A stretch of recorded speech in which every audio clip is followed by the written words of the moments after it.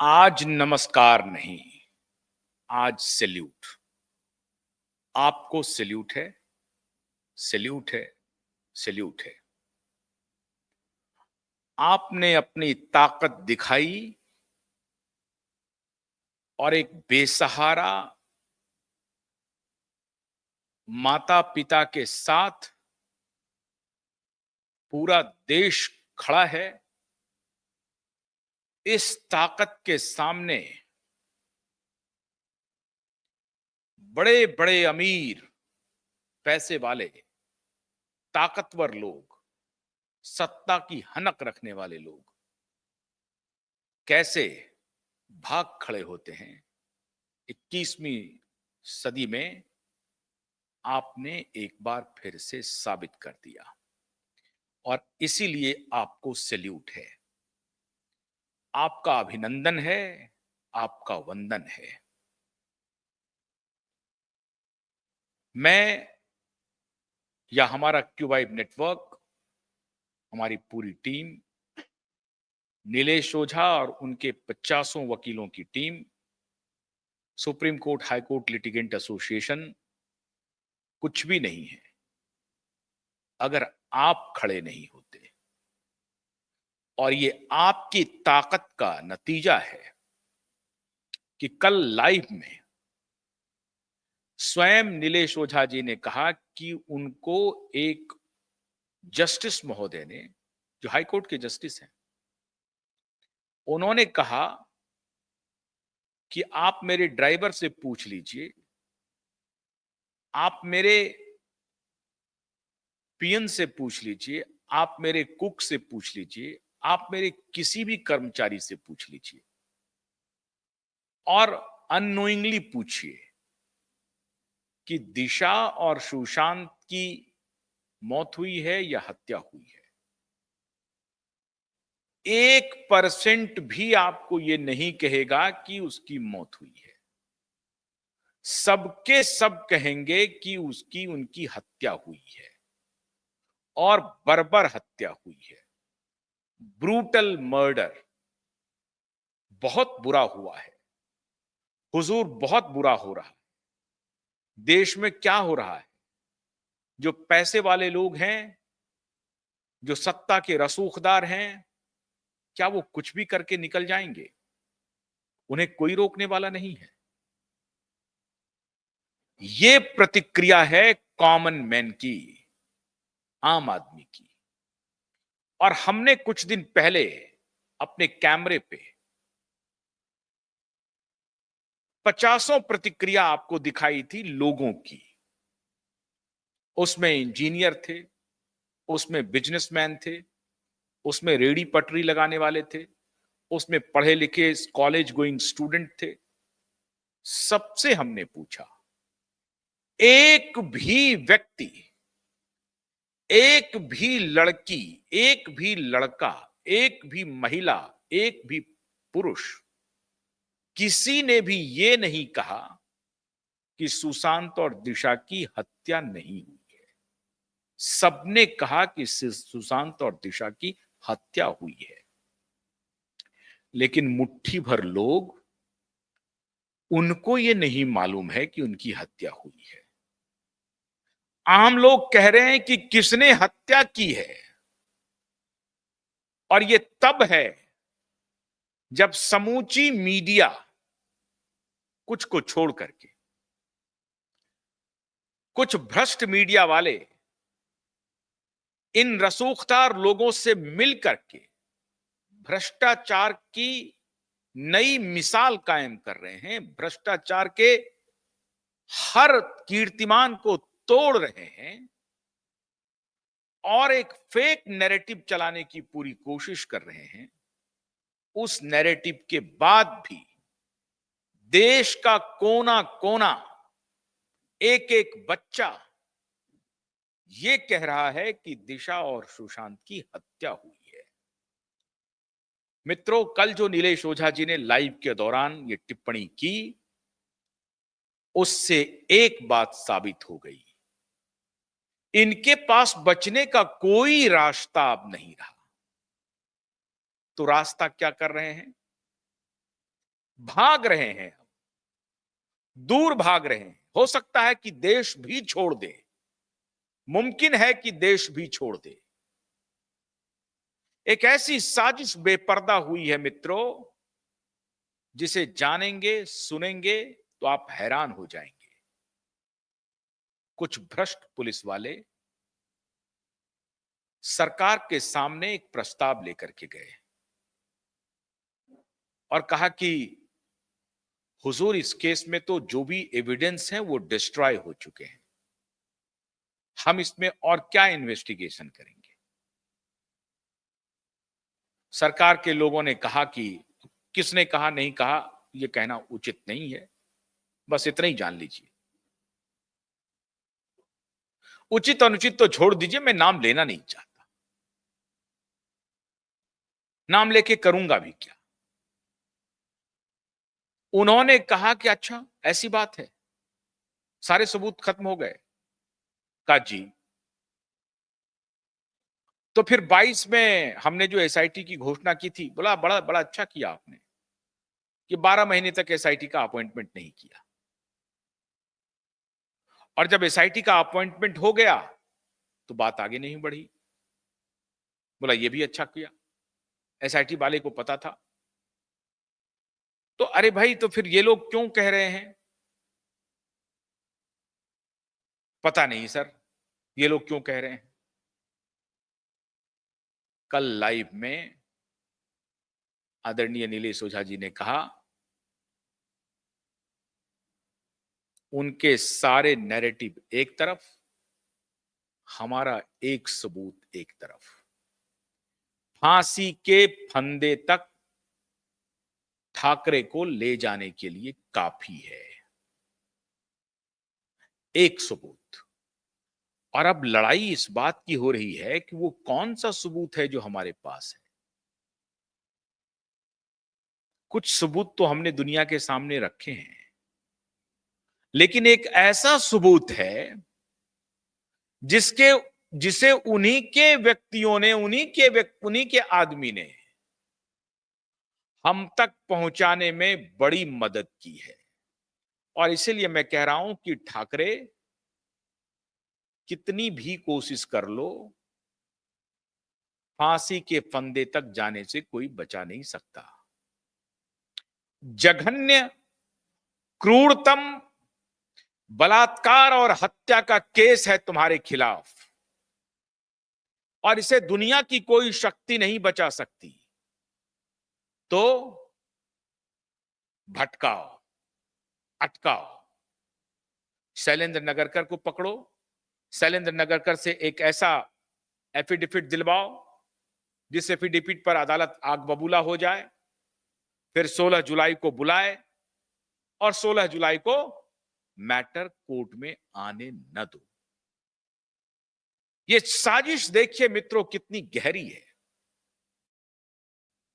देश के मुख्य न्यायाधीश, उनको मालूम है खेल क्या हुआ है। देश के नए मुख्य न्यायाधीश की बात मैं कह रहा हूं।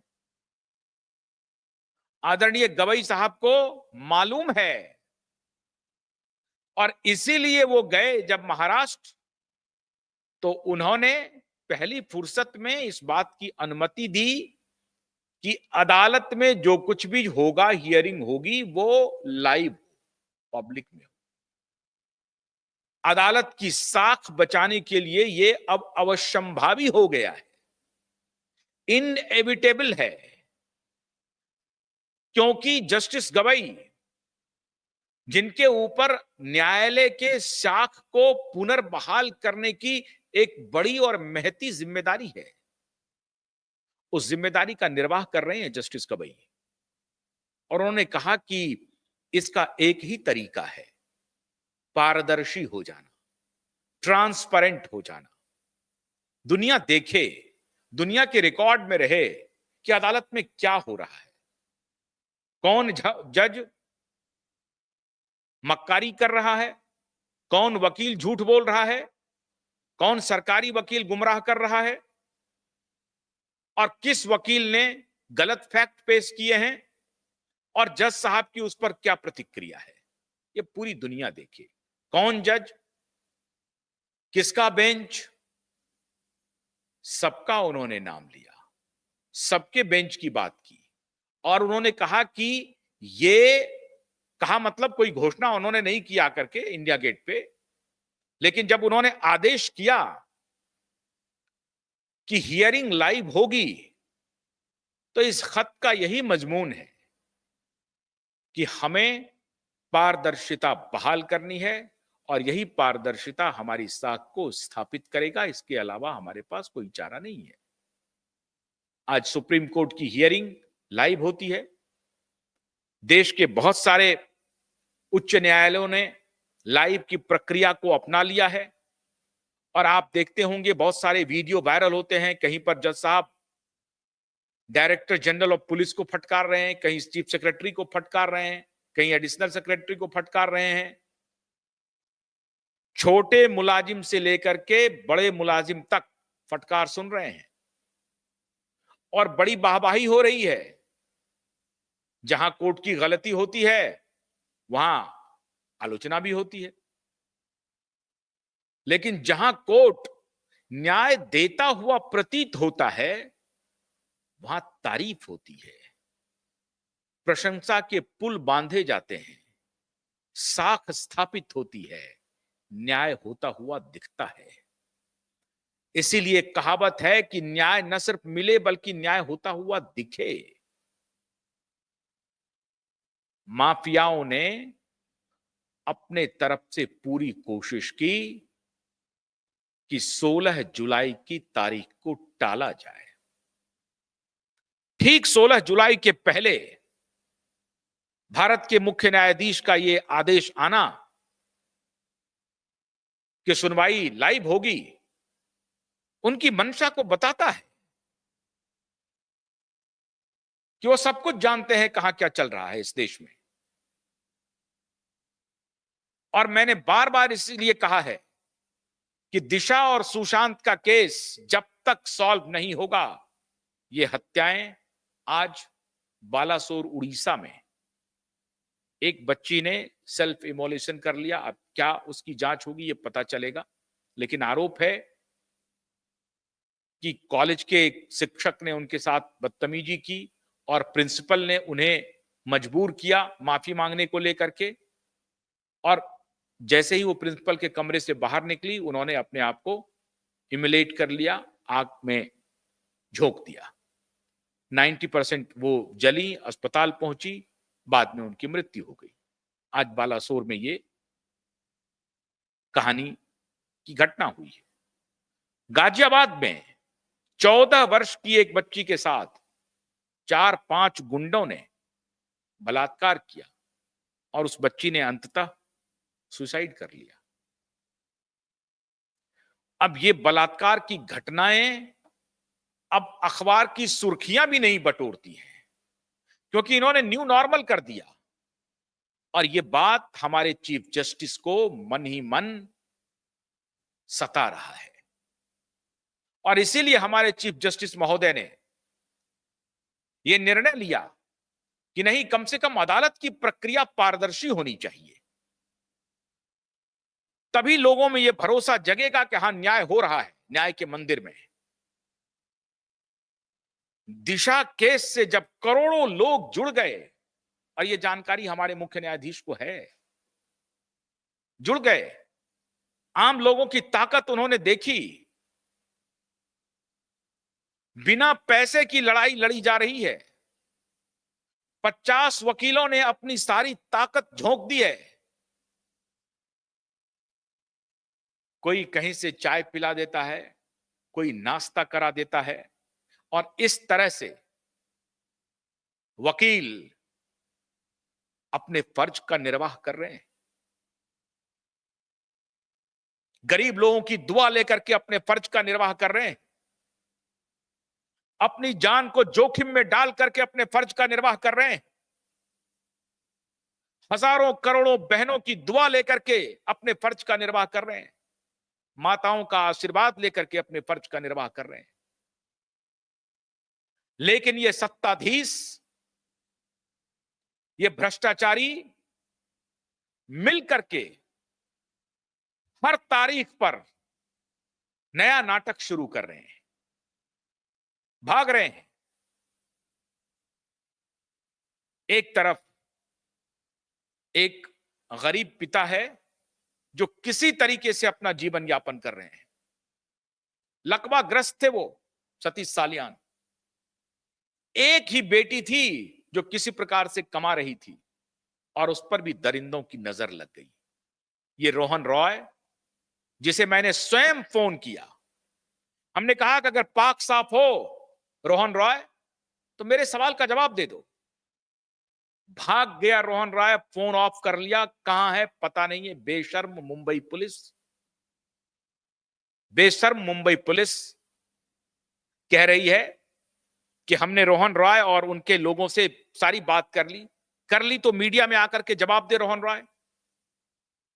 एक बिकी हुई मीडिया को इंटरव्यू देते हुए आज वो बिके हुए दलाल पत्रकारों के समर्थन में खड़े हो रहे हैं। आज वो बिकी हुई मीडिया को जब नोटिस गया तो जवाब नहीं मिल रहा है। कुछ ऑर्गेनाइजेशन ने माफी मांग लिया अदालत में आकर के। एक ऑर्गेनाइजेशन ने तो कहा कि मैं अभी फौरन इसी वक्त अपने आर्टिकल को टेक डाउन करता हूं। बिकी हुई मीडिया को इंटरव्यू दे रहे हो रोहन राय, आशुतोष पाठक ने तुमको डायरेक्ट संपर्क किया, भाग गए।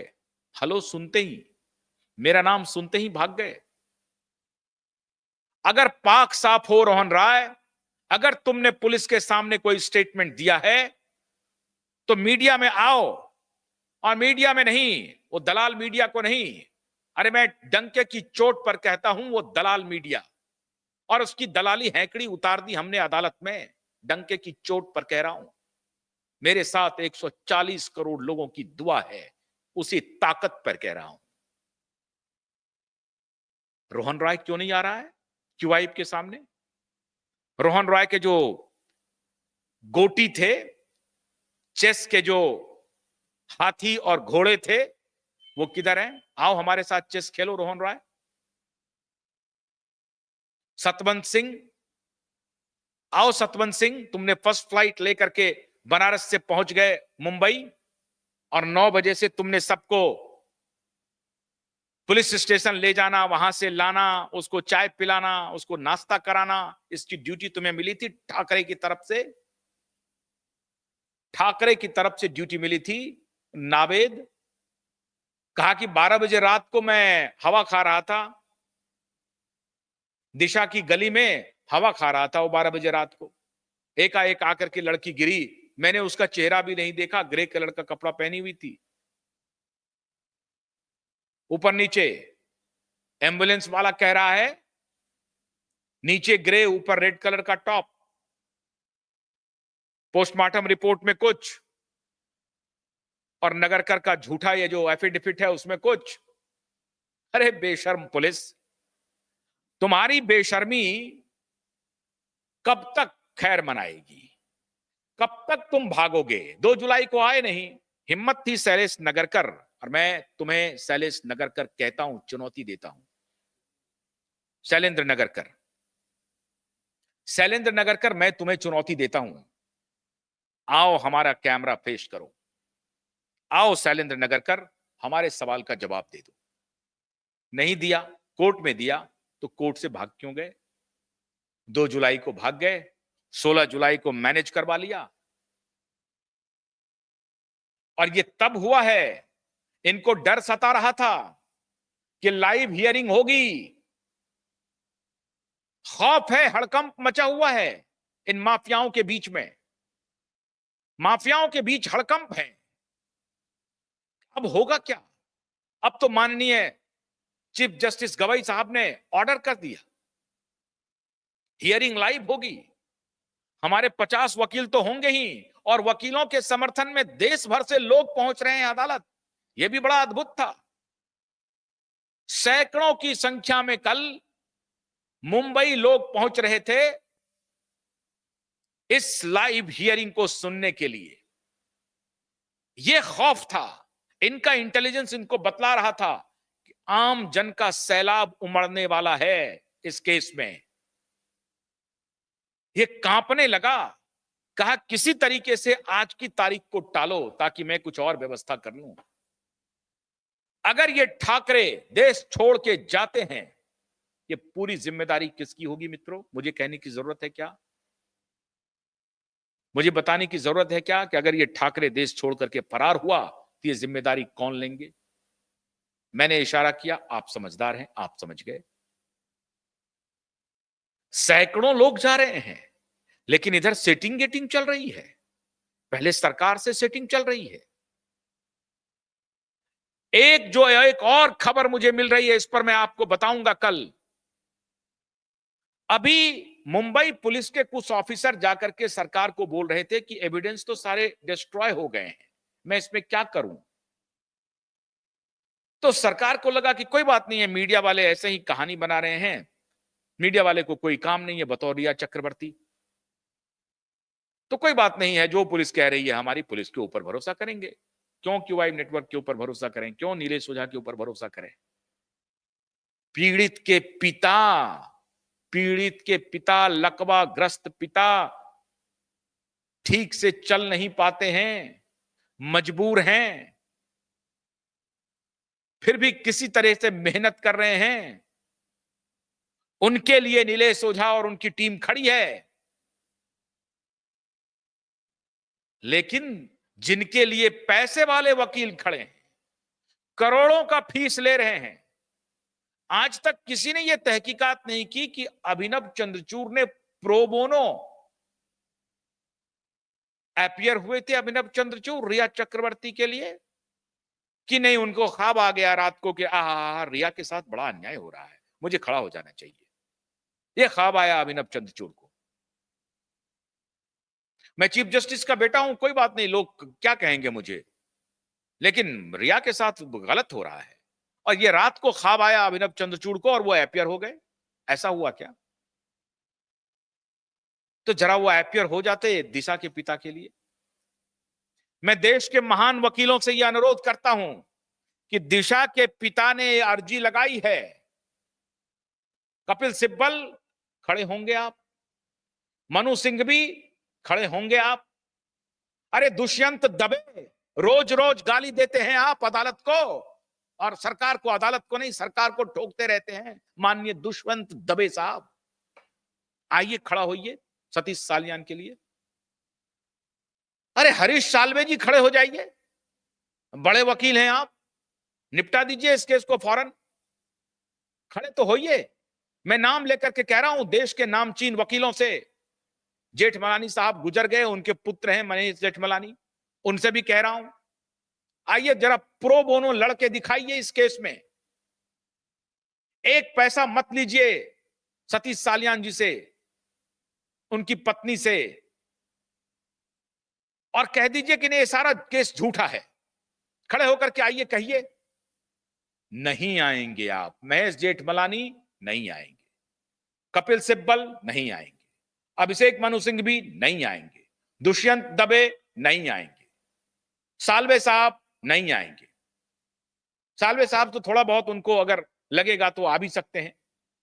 मैं बड़ी इज्जत करता हूं हरीश साल्वे जी की, और इसलिए इज्जत करता हूं क्योंकि हरीश साल्वे जी उस खानदान के हैं जिस खानदान ने भारत की लाज को बचा के रखा है हजारों वर्षों से, सैकड़ों नहीं हजारों वर्षों से। इसलिए मैं हरीश साल्वे की इज्जत करता हूं। उनके पर्सनल व्यक्तिगत लाइफ पर मैं कोई टिप्पणी नहीं करना चाहता, लेकिन हरीश साल्वे की मैं इज्जत करता हूं।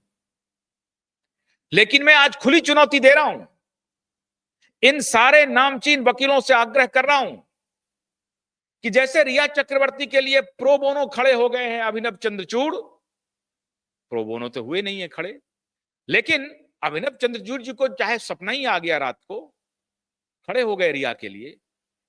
अभिनव, मैं आपसे अनुरोध करता हूं, सतीश सालियान के लिए खड़े हो जाइए, खड़े हो जाइए। एक बार खड़े होके देखिए तो सही। महात्मा गांधी कहते थे वकील जो हैं वो फर्स्ट लॉ ऑफिसर हैं। वकील को ये केस ध्यान में रख करके लेना चाहिए कि कौन सा केस झूठा है, कौन सा केस फर्जी चलाने की कोशिश हो रही है, किस केस में मेरिट है, किस केस में तथ्य है, किस केस में साक्ष्य है। साक्ष्य के आधार पर आप निर्णय करें। हमने साक्ष्य पेश कर दिए, कितने साक्ष्य दें? कल नीलेश ओझानी ने कहा कि एक ही साक्ष्य काफी है, और बड़ी जिम्मेदारी के साथ कह रहे हैं। तो हमारे सारे वकील गायब हो गए। बड़े वकील, देश देख रहा है, पूरा देश देख रहा है, उन बड़े वकीलों को भी देख रहा है, और इन्हीं बड़े वकीलों की वजह से, इनके इग्नोरेंस की वजह से, इनकी लापरवाही की वजह से आज देश में हत्याएं हो रही हैं, बलात्कार हो रहे हैं, और किसी के कान पर कोई जूं नहीं रेंग रहा है। अगर ऐसे ही ठाकरे जैसे अपराधी बचते रहेंगे, वो कानून का लूपहोल्स निकालते रहेंगे, तारीख पर तारीख डलवाते रहेंगे, तो ऐसे ही अपराध होते रहेंगे। लेकिन आम लोगों की ताकत ने उन 50 वकीलों को हिम्मत दी है, जिसने इन सत्ताधीशों को अभी भागने का रास्ता दे रहे हैं। ये भाग नहीं पा रहे हैं, भाग रहे हैं। अरे सब कुछ अगर झूठ है तो आओ, ये कहो कि नहीं, जब तक मुझे न्याय नहीं मिलेगा मैं नहीं भागूंगा। फौरन पे फैसला करे अदालत। आदित्य ठाकरे को एफिडेविट यह लगाना चाहिए कि जल्द से जल्द सुनवाई करे अदालत, और हमारे ऊपर जो झूठे आरोप लग रहे हैं उससे मुझे बरी करे। आदित्य ठाकरे को तो यह लगाना चाहिए एफिडेविट। आदित्य ठाकरे झूठा एफिडेविट लगा रहा है, अपना एमएलए पोस्ट छिपा रहा है, अपना एज छिपा रहा है, फर्जी आर्गुमेंट दे रहा है कि सुप्रीम कोर्ट में है तो सीबीआई ने क्लीन चिट दे दिया, बिहार पुलिस ने क्लीन चिट दे दिया। आप बताइए, देश की 140 करोड़ जनता मूर्ख नहीं है, एक बाकी फर्जी पत्रकारों को छोड़ करके, दलाल पत्रकारों को छोड़ करके, डंके की चोट पर कह रहा हूं, और उन दलाल पत्रकारों को कहता हूं, आओ हमसे शास्त्रार्थ कर लो, आओ फैक्ट पे शास्त्रार्थ करो, फैक्ट पे। हिम्मत है दलाल पत्रकारों तो बताओ कि पोस्टमार्टम 11 जून को क्यों हुआ, बताओ। सुशांत सिंह राजपूत का पोस्टमार्टम सेम डे, और दिशा सालियान का पोस्टमार्टम में कोविड प्रोटोकॉल। शर्म आती है दलाल पत्रकारों ये सवाल उठाने का? ये उठाओगे या नहीं उठाओगे? दलाल पत्रकार ये सवाल पूछो कि अगर एसआईटी गठित हो गई तो क्या एसआईटी ने सीन रिक्रिएट किया, और अगर किया तो उसका एविडेंस क्या है? एसआईटी गठित हो गई, एसआईटी को कम से कम सीन रिक्रिएट तो करना चाहिए था, क्यों नहीं किया? ये दलाल पत्रकार सवाल नहीं पूछ रहे हैं, क्लीन चिट दे रहे हैं। अरे तुम्हारी पढ़ाई लिखाई का क्या मतलब जब तुम न्याय की रक्षा नहीं कर पा रहे हो? क्या मतलब बताओ दलाल पत्रकारों। अब ये बोलो क्या कि मैं ये अनर्गल सवाल पूछ रहा हूं, या मुझे गुस्सा क्यों आ रहा है? मैं तुमसे ये सवाल ना पूछूं? ये पूछो जाकर के, ये पूछो जाकर के पुलिस से कि पुलिस की जो ये दलील है कि पोस्टमार्टम 11 जून को हुआ इसलिए कि कोविड प्रोटोकॉल करना था, तो सुशांत में कोविड प्रोटोकॉल क्यों नहीं हुआ? ये सवाल बनता है या नहीं बनता है? बताओ, बनता। जब बिहार पुलिस ने कहा कि मुझे रिकॉर्ड दो, तो कहा डिलीट हो गया, क्वारंटीन कर दिया विनय तिवारी को। ये सवाल बनता है या नहीं बनता है? ये फर्जी सवाल है, ये झूठे सवाल हैं। तभी मैंने कहा दलाल पत्रकारों, जज साहब के एक एक लोगों ने, उनके कर्मचारियों ने कहा कि ये ब्रूटल मर्डर है। तुम लाख कोशिश कर लो गुमराह करने की, तुम लाख कोशिश कर लो दलाली को स्प्रेड करने की, नहीं होगा। 16 जुलाई चला गया, कोई बात नहीं, जुलाई भी चला जाएगा, कोई बात नहीं। अरे अगस्त आएगा, सितंबर आएगा, अक्टूबर आएगा, आएगा। और ये गरीब लोग, आम लोग जो आस लगाए बैठे हैं न्याय की तरफ, वो हमारे आदरणीय चीफ जस्टिस देख रहे हैं, सुन रहे हैं। और मुझे जस्टिस गवई से पूरा भरोसा है, और वो महाराष्ट्र के हैं, विदर्भ से आते हैं। मैं तो उन्हें कभी कभी उनमें विदर्भ नरेश देखता हूं। और जस्टिस गवई दूध का दूध पानी का पानी करेंगे, अबला के साथ खड़े होंगे, इस देश के कॉमन मैन के साथ खड़े होंगे, आम आदमी के साथ खड़े होंगे। ये सिंघवी सिब्बल के साथ नहीं खड़े होंगे, ये दलाल पत्रकारों के साथ नहीं खड़े होंगे। जितनी हेकड़ी है लगाना लगा लो। 14 फ्लोर से गिरा, सब कुछ सलामत, वाह, सवाल नहीं पूछना है, सवाल नहीं पूछना है। और दलील क्या दिया? 5 साल के बाद सतीश सालियान क्यों आ रहे हैं? अरे 5 साल तक तो तुमने उसे डरा के रखा। खुद सतीश सालियान ने कैमरे पर आकर के कहा कि क्यूबाइब की लड़ाई के बाद मुझे हौसला हुआ कि हां, ये लड़ाई लड़ी जा सकती है। और जब पीआईएल फाइल हुआ और जब नीलेश ओझा की टीम को देखा तो उनको विश्वास हो गया कि हम ये लड़ाई जीत सकते हैं। सारे साक्ष्य सामने आ गए, फिर भी दलाली चल रही है। रजिस्ट्री को मैनेज किया जा रहा है, किया गया नहीं किया गया मुझे नहीं मालूम। आम जन में संदेश यही चला गया। मैं महाराष्ट्र के माननीय चीफ जस्टिस से, आदरणीय आलोक आराधे जी से, और मैं आप पर भरोसा कर रहा हूं, आप पर पूरा भरोसा है। आपके आने के बाद, आपने आने के 7 दिन के बाद ही पीआईएल को ले लिया था हियरिंग के लिए, जो 1.5 साल तक पूर्व चीफ जस्टिस ने नहीं लिया। तो आप पर पूरा यकीन है, पूरा भरोसा है। मैं माननीय चीफ जस्टिस साहब से अनुरोध करता हूं कि 16 जुलाई के बाद लंबा वक्त मत दीजिए, लंबा वक्त मत दीजिए। ये फिर सेटिंग गेटिंग कर लेंगे। करोड़ों लोगों की आस आपके ऊपर लगी है। दूध का दूध, पानी का पानी कर दीजिए। इसे लंबे समय के लिए टालिए मत, वरना देश की आस्था खत्म हो जाएगी, भरोसा खत्म हो जाएगी। बहुत सारे लोग हताश हो जा रहे हैं, निराश हो जा रहे हैं। मैं जब भी उनको कहता हूं निराश मत होइए, आप ही की ताकत की वजह से हम लड़ रहे हैं, वरना इस सिंघवी के सामने कौन खड़ा होगा? सिंघल के सामने, ये सिब्बल के सामने कौन खड़ा होगा? ये बड़े बड़े पैसे वाले लोग हैं, करोड़ों की फीस है। एक दिन जब एपियर होते हैं तो करोड़ों रुपए लेते हैं, करोड़ों। अरे सिब्बल साहब तो दिल्ली में 16 लाख रुपए का प्रति माह का रेंट दे रहे हैं। जोरबाग में वो रहते थे और बड़ी बड़ी कवरेज भी मीडिया में।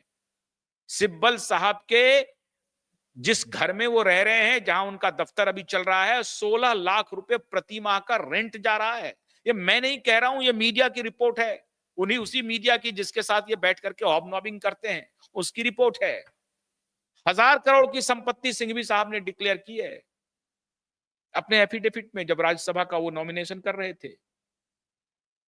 ठीक है, वो टैक्स भी देते होंगे। तो ये करोड़पति लोग हैं, 1000 करोड़पति लोग हैं साहब, अरबपति लोग हैं साहब। इनके सामने कहां दिशा और सुशांत के वकील लड़ पाएंगे? तो ये लड़ाई किसकी है? ये लड़ाई आम आदमी की है। और आम आदमी सत्य के साथ खड़ा है, न्याय के साथ खड़ा है, तो इनके छक्के छूट रहे हैं। इनको नींद नहीं आ रही है कि आम आदमी खड़ा हो गया, आम आदमी खड़ा हो गया दिशा के पिता के साथ। तो कैसे होगा? नाम से बड़े ये हैं, काम से बड़े हमारे वो 50 वकील हैं।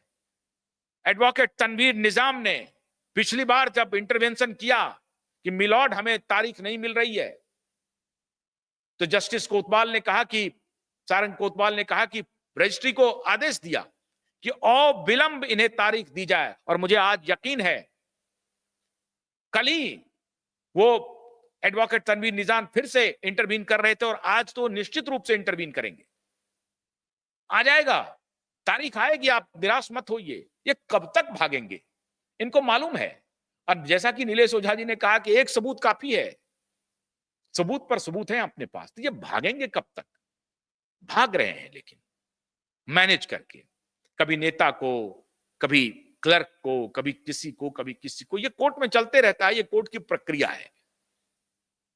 इससे हतोत्साहित नहीं होना है। जैसा कि कल भी हमने बताया कि मार्च से लेकर के आज जुलाई तक, मध्य जुलाई तक काफी गंगा में पानी बहा है। तो पानी अभी बहता रहेगा, अभी चिंता मत कीजिए। और इसीलिए आम लोगों की ताकत के सामने ये भ्रष्टाचारी घुटने टेक रहे हैं, घुटने टेक चुके हैं। ये लड़ाई सिर्फ दिशा और सुशांत की नहीं है, कितनी बार प्रत्येक दिन मैं बोलता हूं, इसलिए घबराने की जरूरत नहीं है। ये जो गए थे गुमराह करने के लिए सरकार को, अब सरकार फंस गई है। सरकार फंस गई है, सरकार को जवाब देना पड़ रहा है। सरकार के सर पे एक बला आकर के बैठ गई है। अब क्या जवाब दें यार? ये पुलिस तो कहती है कि हमारे पास एविडेंस है, नहीं है। वो कह रहे हैं कि एक ही एविडेंस है इसको फांसी तक पहुंचाने के लिए। जवाब क्या दें? और जवाब में फंस गई कि सीएसआईटी गठित हुआ, तुमने क्या किया, एसआईटी ने क्या किया। एफआईआर पूछ रहा है, मामूली सवाल, अदालत पूछ रही है कि एफआईआर किया क्यों नहीं, उसका जवाब ही नहीं हो रहा है। तो मैनेजमेंट, पर्दादारी तो हो रही है, साजिश तो चल रही है, लेकिन वो साजिश ही बेपर्दा कर दी हमने। हमने साजिश को ही खोल के सामने रख दिया। तो अब ये इन्होंने सोचा था कि अपोजिशन के आदमी पर तो आरोप है, तो हमसे सवाल कौन पूछेगा? अपोजिशन पूछेगा। लेकिन उन्हें मालूम नहीं है 140 करोड़ जनता देख रही है आपको, और वो सब आपसे सवाल पूछेंगे, सब सवाल पूछेंगे। तो अब ये 16 जुलाई में आने के पहले हाँफ रहे हैं, क्या बोलेंगे? शैलेंद्र नगरकर तो पता नहीं भागने के चक्कर में है, फंसा दिया शैलेंद्र नगरकर को, और उनकी वर्दी निकली गई। शैलेंद्र नगरकर को अगर एपियर हो गए तो अदालत पहली फुर्सत में कहेगी कि भाई तुमने क्यों फाइल किया? तुम ना 3 में थे ना 13 में थे, तुम एसआईटी के एक मेंबर हो, और इनको अदालत पूछेगी कि तुमने सीन रिक्रिएट किया क्या? उसके फाइंडिंग्स कहां है? किस तारीख को गए, किसके साथ गए, कोई वीडियो कोई फोटो है क्या? उसी कदकाठी के दिशा के कदकाठी के किसी को तुमने ऊपर से ड्रॉप किया क्या? ये क्या जवाब देंगे? और ये शैलेंद्र नगर के एसआईटी के मेंबर हैं, तो जवाब क्या देंगे ये? तो इनकी नौकरी जाने वाली है, इनकी वर्दी उतरने वाली है, इनके खिलाफ प्रोसिक्यूशन शुरू होने वाला है, इनके वकील के खिलाफ प्रोसिक्यूशन शुरू होने वाला है। अर्जी लगी हुई है अदालत में अरेस्ट करने की इन दोनों को, अदालत में अर्जी ऑलरेडी लगी हुई इन दोनों को अरेस्ट करने की। तो उसका आधार क्या है? अरेस्ट करने की अर्जी क्यों लगी? इसीलिए कि ये फिक्सस एफिडेविट दे रहा है, फिक्सस रिप्लाई दे रहा है, झूठा रिप्लाई दे रहा है, गुमराह कर रहा है अदालत को, अदालत के समय को बर्बाद कर रहा है, और न्याय को दबाने की कोशिश कर रहा है, जस्टिस को कुचलने की कोशिश कर रहा है। इनके ऊपर तो इतने दफा लगेंगे कि एक दफा का जवाब नहीं है शैलेंद्र नगरकर के पास और इनके वकील के पास जिन्होंने सिग्नेचर किया है, और अघोरी से जो एफिडेविट लिखा करके दिया है उसका तो जवाब अभी आना है। कल भी आपको नीलेश ओझा जी ने बताया कि कितने हियरिंग एक साथ हो रहे हैं।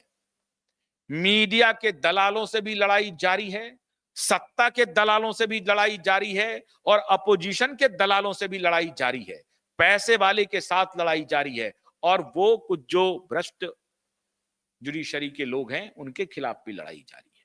सारी लड़ाई एक साथ जारी है, और ये सारी लड़ाई इसलिए हम लोग मजबूती से लड़ पा रहे हैं क्योंकि आप साथ में हैं। आपकी ताकत के सामने इनकी एक नहीं चलेगी।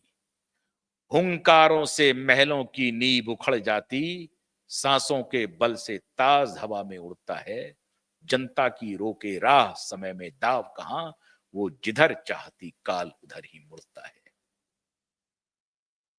राष्ट्रकवि दिनकर की इस पंक्ति को याद रखिए। सत्ताधीश, साजिश करने वाले आपकी हर साजिश को बेनकाब करेंगे, बेपर्दा करेंगे, और आपके ये सत्ता जो नशी है ना, इसका नशा भी तोड़ेंगे। बहुत बहुत शुक्रिया। नमस्कार।